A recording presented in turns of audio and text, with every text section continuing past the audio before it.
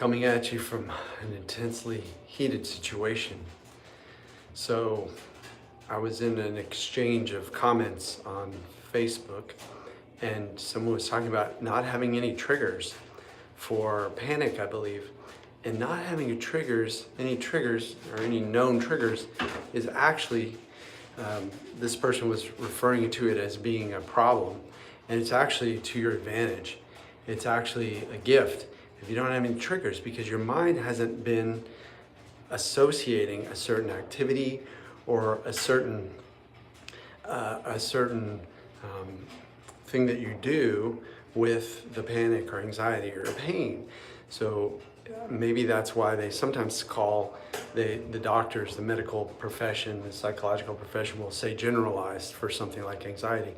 But in reality, it's good to not have triggers.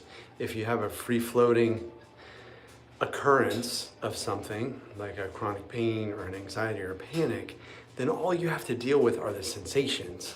You don't have to deal with the triggers. You don't have to think about it. You have to figure it out. So when you try to figure it out, your mind can often see that as a threat and then create more of what you don't want. So trying to figure it out, you don't need to figure it out. You have sensations, you have panic that arises. No need to figure it out. Just embrace the sensations. So that's where your work is, to look at it like a workout. When you have those sensations, whether they're panic, anxiety, chronic pain, whatever they are, then that's what you work with. You work with the sensations.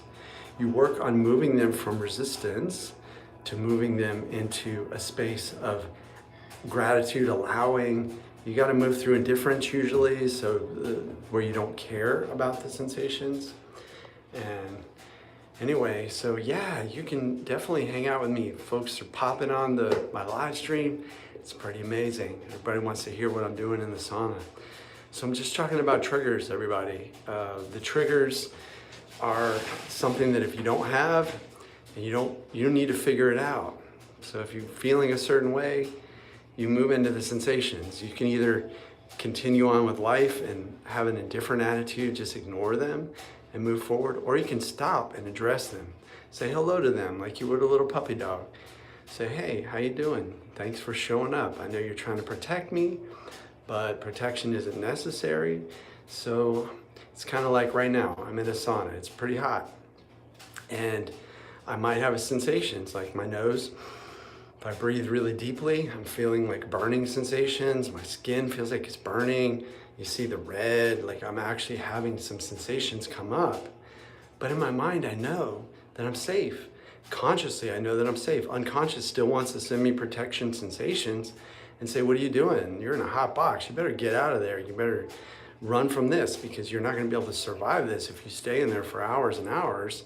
I mean, maybe I could, but in reality, unconscious mind wants to keep you in a zone, wants to keep you in a space where it feels like it can handle the environment. So control, having that feeling of like, yeah, everything's okay, which is why panic attacks and anxiety and chronic pain sensations can really create even more sensations if you react to them or you try to figure them out or you try to identify triggers. Trying to identify triggers and then not do the triggers is a surefire way to reinforce those triggers. So for example, with like getting hot, like what if I tried to avoid being hot all the time? I live in Florida. How am I gonna do that? Like if I start to avoid it, if I start to like strap ice packs on my body and like cover my whole body with ice packs, then my mind's gonna start thinking that heat must be really dangerous if I'm going out of my way to avoid it. Here's the secret. In the unconscious mind, anything that you go out of your way to avoid is going to be seen as dangerous. And if you are getting protection sensations around that thing, then you're going to get even more. So that's my sauna thought for the day, my sauna live stream.